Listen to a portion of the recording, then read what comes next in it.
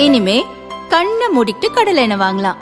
ஏன்னா மந்த்ரா கடலை எண்ணெய் இதயத்தின் தயாரிப்பு. வறுக்க பொரிக்க ஏன் எல்லா சமையலுக்கும் மந்த்ரா தான். மந்த்ரா கடலை எண்ணெய், அபார ருசி, ஆரோக்கியமான உடல் நலம். தென்காசியில் அரசு நலத்திட்ட உதவிகள் வழங்கும் விழா இன்று காலை நடைபெற்றது. விழாவில் துணை முதல்வர் உதயநிதி பேசுகையில் 1,33,00,000 மகளிருக்கு மாதம் 1000 ரூபாய் உரிமை தொகை வழங்குகிறோம் என்றார். முதியவர்கள், மாற்றுத்திறனாளிகள், கைம்பெண்களுக்கு கோடைக்கால சிறப்பு நிதியாக 2000 ரூபாய் கொடுத்தோம்.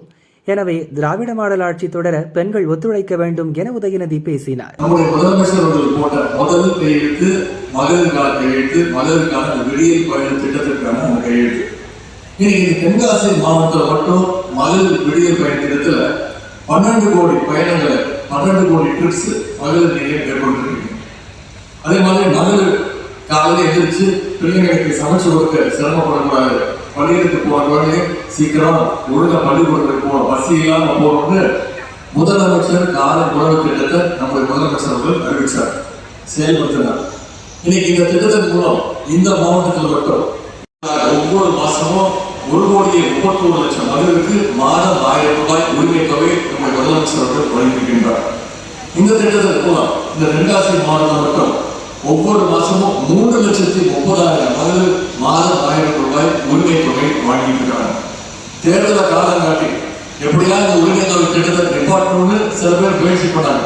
ஆனா நம்முடைய முதலமைச்சர் அவர்கள் அந்த முயற்சியெல்லாம் முறியடிச்சு இன்னைக்கு 1,31,00,000 குடும்பங்களுக்கு 5,000 ரூபாயை நம்முடைய முதலமைச்சர் அவர்கள் கொடுத்திருக்கிறார்.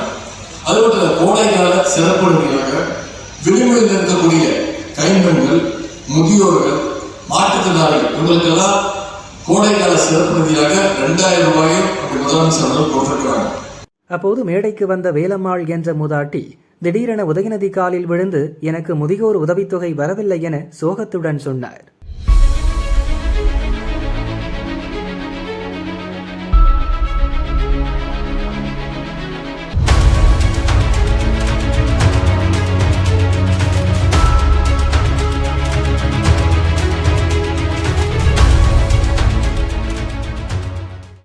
பெண்களுக்கு பல நன்மைகள் செய்வதாக கூறிய துணை முதல்வர் உதயநிதி காலில் விழுந்து மூதாட்டி பென்ஷன் கேட்டது விழாவில் பரபரப்பை ஏற்படுத்திவிட்டது.